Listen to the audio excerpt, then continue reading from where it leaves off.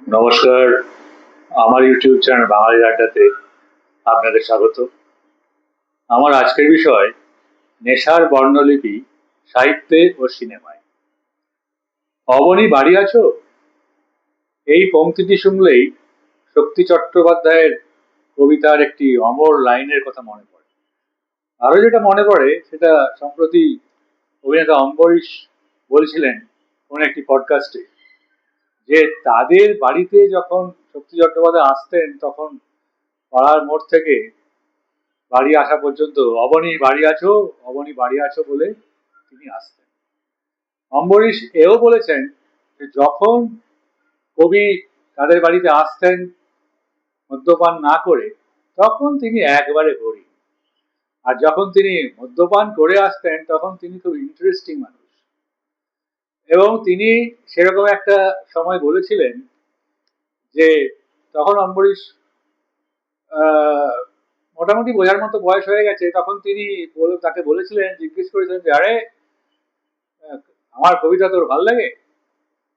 তখন অম্বরীশ বলেছিল যে না, আপনার কবিতা আমার ভালো লাগে না, আমার সুনীল গঙ্গোপাধ্যায়ের কবিতা ভালো লাগে। তখন শক্তি চট্টোপাধ্যায় বলেছিলেন যে একটু বড় হো, পরে যখন বুঝবি তখন বুঝবি যে আমার কবিতাই তোর ভালো লাগবে, এটা তুই বুঝতে পারবি তখন। এখন এছাড়া আরেকটা পংক্তি এই নেশার ঘোরেই বলা যেতে পারে শক্তি চট্টোপাধ্যায় লিখেছিলেন যে কুয়োর জলে চাঁদ ভাসছে। শক্তি থেকে শেলি এ তো অনেক দূরের পথ, আর তখন তো শেলি সবে কিশোর। অক্সফোর্ড বিশ্ববিদ্যালয়ের ব্রিলিয়েন্ট ছাত্র, তার অক্সফোর্ড নোটবুকে লিখলেন সুরা সম্পর্কে, the juice of the grape is the poet's fire. যুগে যুগে এইভাবে গভীর মনন, সভ্যতা, সৃজন এবং প্রণোদনার সঙ্গে জড়িয়ে আছে সুরার অবদান, নেশার বুনন। মানব সভ্যতার ধারায় সেই কোন আদিকাল থেকে সৃষ্টি ও সুরা মিশে আছে।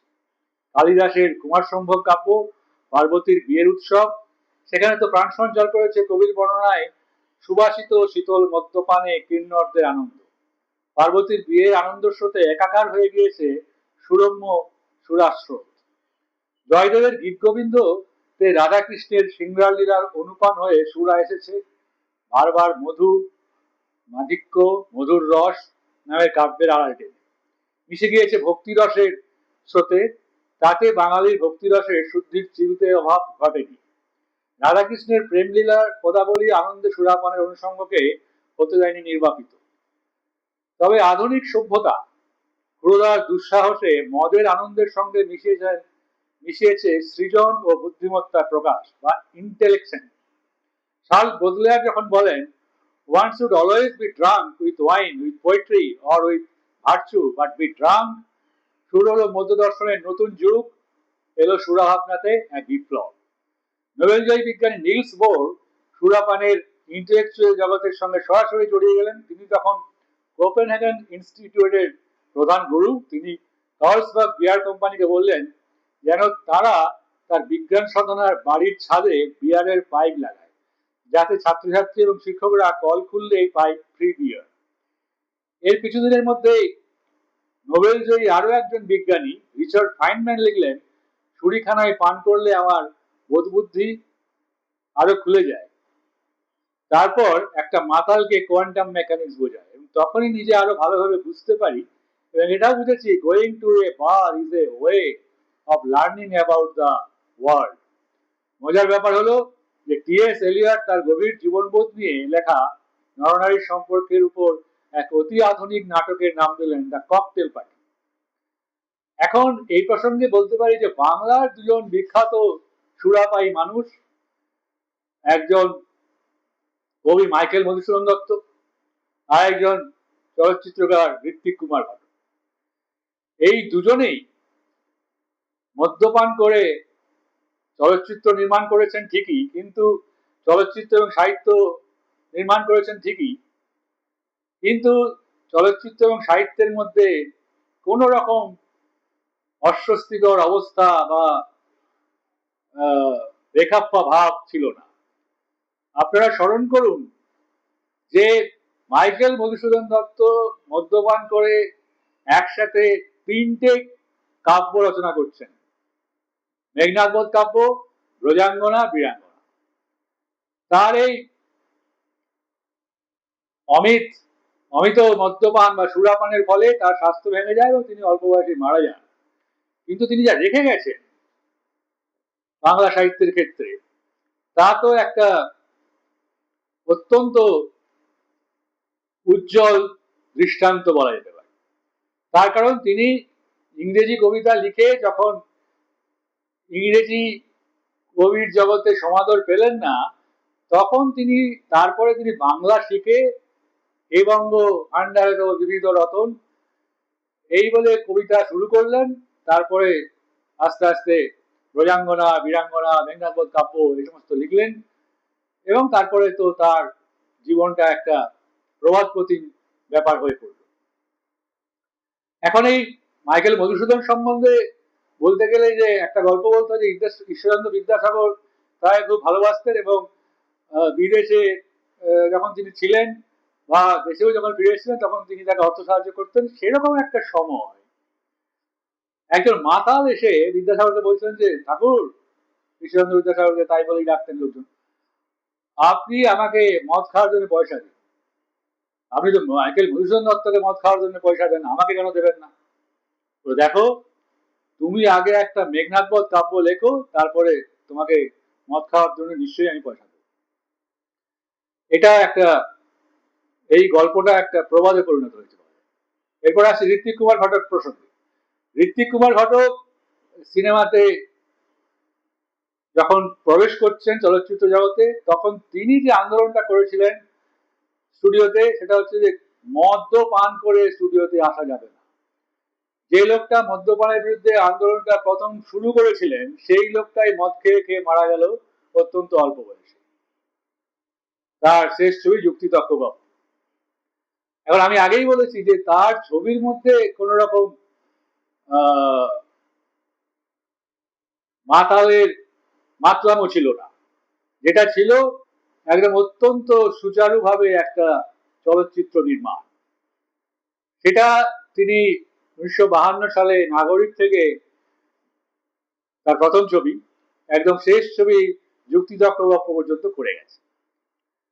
এরপরে যদি আমরা দেখি, আলোচনা করি যে আমাদের সিনেমাতে যারা অভিনয় করেছেন তাদের মধ্যে বাংলা সিনেমার একজন প্রবাদ প্রতিম এবং মহানায়ক উত্তম কুমারের কথা যদি স্মরণ করি, তাহলে দেখবো যে অনেক চরিত্রেই তিনি অনেক ক্ষেত্রে তিনি মাতালের চরিত্রে অভিনয় করেছেন ঠিকই, কিন্তু বাঙালি দর্শক মদ্যপান, মাতালের চরিত্র মদ্যপান কতটা পর্যন্ত নিতে পারে সেই পরিমিতি বোধটা উত্তম কুমারের ছিল। তাই সেই জন্যই তিনি যখন মাতালের চরিত্রে অভিনয় করেছেন, তখনও বাঙালির কোনো অস্বস্তি হয়। তার কারণ উত্তম কুমার যখন নায়ক সিনেমার একদম প্রথম দিকে এরকম একটা জায়গা আছে যেখানে তিনি বলছেন যে তার সঙ্গে দেখা করতে এসছে একজন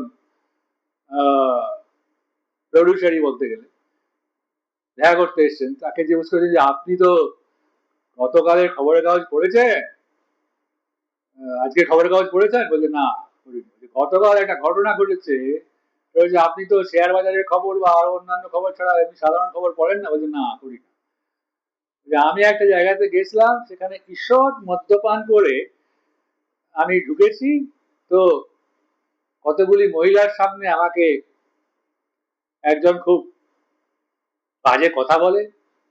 একে তো মদ্যপান করে আছি, তারপরে মহিলার সামনে, অতএব আমি যে একজন খুব ভালো মুষ্টিযোদ্ধা, অর্থাৎ ঘুষি মারতে পারি, আমি তাই ভদ্রলোককে একটা ঘুষি মারি।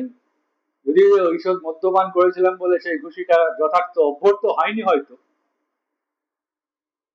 এই একটা চরিত্রের কথা বললাম যেখানে তিনি মাতালের চরিত্রে অভিনয় করেছেন, কিন্তু বা আরো পরে যখন তিনি যাচ্ছেন ট্রেনে করে প্রাইজ নিতে দিল্লি, তখন সেখানে একজন বয়স্ক ভদ্রলোক তাকে ডাকেন। তিনি বলেন যে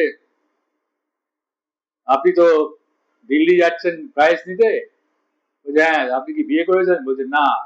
আপনি কি মদ্যপান করেন? বলছে হ্যাঁ করি। মদ্যপান করা একদম ভালো কথা নয়। হ্যাঁ, সেখানেও তিনি তার ঈষৎ মদ্যপান করে তার যে ওই ব্যক্তি, সেখানে কোন রকম মাতলামোর ব্যাপার দেখা যায়। এরপরে আসছি আরেকটা ছবির কথা, উত্তম কুমারের শেষ ছবি অববধূ সুন্দরী। অববধূ সুন্দরী ছবির শেষের দিকে একটা গান আছে কিশোর কুমারের কণ্ঠে, উত্তম কুমারের লিপে, অসাধারণ একটা গান। সেখানে উত্তম কুমার মানে ছবিতেও মাতালের অভিনয় করছেন, মদ বলে যেটা খেয়েছেন সেটা মদ নয়, তিনি মাতালের অভিনয় করছেন, এবং সেই অভিনয় করতে করতে যে গানটা গাইছেন সেই গানটা একটা বিখ্যাত গান হয়ে গেছে। সেটা হচ্ছে, এই তো জীবন যাক না যেদিকে যেতে চায় প্রাণ, বেয়ারা চালাও ফোয়ারা জিন্সের স্যাম্পেন রাম। তারপরে তিনি গানের শেষের দিকে একটা লাইন আছে যে, মদ্যপানের বিরুদ্ধে যারা তাদের মাথায় পড়ুক বাজ। অর্থাৎ মদ্যপানকে গরুগ্রায় করেছেন, কিন্তু ততটা মাতাল তিনি হন। পরে আমি একটা ছবি দেখেছিলাম প্রসেনজিৎ চট্টোপাধ্যায়ের, যেখানে একটা গানের লাইনটা ছিল, লে কাওড়া। হ্যাঁ, ওইসব মদ্যপান করে এই এই লে কেওড়া আসলে বাংলা নাকি অন্য কোনো ভাষা আমি বুঝতে পারি। এছাড়া বলা যেতে পারে যে সৃজিত মুখোপাধ্যায় তার অটোগ্রাফ ছবিতে যেভাবে মূল চরিত্রের মুখে বিভিন্ন ধরনের অপভাষা ব্যবহার করেছেন, সেগুলো বাংলা সিনেমার যে খুব উন্নতি করেছে বলে আমার মনে হয় না। এরপর আমি আরেকটা কথা বলতে চাই, যে আমি আগে যেটা বললাম যে মদ্যপান করে বিখ্যাত বিখ্যাত কবি সাহিত্যিকরা বা চলচ্চিত্রকারেরা ভালো ভালো ছবি নির্মাণ করেছেন, এটা যেমন সত্যি, তেমনি এটাও সত্যি ভারতবর্ষের দুজন বিখ্যাত ব্যক্তিত্ব, একজন সাহিত্যে একজন চলচ্চিত্রে। হ্যাঁ, ভারত বিখ্যাত তো বটেই, পৃথিবী বিখ্যাত তারা। একজনের নাম রবীন্দ্রনাথ ঠাকুর, আরেকজনের নাম সত্যজিৎ রায়। একজন সাহিত্যে একজন চলচ্চিত্রে যে শিখর দেশে পৌঁছেছেন, আর কোন ভারতীয় আমার মতে সেই জায়গায় পৌঁছতে পারেনি। অত্যন্ত বিনয়ের সাথে হলেও আমি বলছি, তারা কিন্তু কোন রকম ভাবে সুরাপান মদ্যপানের সঙ্গে যুক্ত ছিলেন না, এটা আমি জানি বলেই বলছি। তাহলে তাদের কাছে ইন্সপিরেশন কি ছিল? যেমন পাবলো পিকাসোর কাছে ইন্সপিরেশন ছিল যৌনতা তার ছবি আঁকার ক্ষেত্রে, রবীন্দ্রনাথের কাছে ইন্সপিরেশন ছিল প্রকৃতি।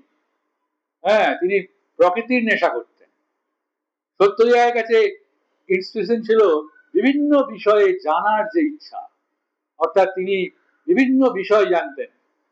হ্যাঁ, ফেলুদা চরিত্রটাকে আসলে আমার সত্যজিৎ রায়ের অল্টার ইগো বলেই মনে হয়। এমনকি শেষ ছবি আগন্তুক সিনেমার যে মূল চরিত্র, সেই চরিত্রটাকে আমার সত্যজিৎ রায়ের অল্টার ইগো বলে মনে হয়। এত বিভিন্ন বিষয়ে তার অগাধ পাণ্ডিত্য যে সেটা করার জন্য কোন রকম নেশা ওনাকে করতে হয়নি। তার পাণ্ডিত্য আসলে এক ধরনের মেধার বিচ্ছুরণ, সেটা তিনি সারা দিন ধরে পড়াশোনা করে, ছবি এঁকে, চিত্রনাট্য রচনা করে নিজের মেধাকে সজীব রেখেছেন। তার জন্য বাইরে থেকে সুরাপান করতে হয়নি। অর্থাৎ সুরাপানই যে সবসময় প্রতিভাকে বিকশিত করে তা নয়, আমার সেটা মনেও হয় না। যে মেধা যদি না থাকে, হ্যাঁ, প্রতিভা যদি না থাকে, তাহলে যতই সুরাপান করুন তাহলে সেই প্রতিভা বিকশিত হবে না, তাহলে বিখ্যাত মানুষ হওয়া যাবে না। অর্থাৎ প্রতিভার সঙ্গে সুরা যদি মিশে যায়, তখন একটা ভালো সৃষ্টি হলেও হতে পারে। কিন্তু সবসময় সেটা যে খুব একটা চালু ফর্মে, সেটা যে সব একমাত্র মানে ফর্মুলা, এটাও মনে হয় না। যেটা আমি বললাম যে রবীন্দ্রনাথ এবং সত্যজিৎ রায়ের ক্ষেত্রে সেই কোনো ফর্মুলা কিন্তু কাজ করে না। তাও তারা কিন্তু একজন একজন বিখ্যাত সাহিত্যিক, ভারত পৃথিবী বিখ্যাত সাহিত্যিক, নোবেল লরিয়েট, আর একজন পৃথিবী বিখ্যাত চলচ্চিত্রকার, অস্কার ভারতবর্ষের একজনই পেয়েছেন, লাইফ টাইম অ্যাচিভমেন্ট অস্কার, তার নাম সত্যজিৎ রায়। এটাই আমি আজকে বললাম। আমার এই ভিডিওটি যদি আপনাদের ভালো লেগে থাকে, তাহলে এই চ্যানেলটি সাবস্ক্রাইব করবেন, শেয়ার ও কমেন্টও করতে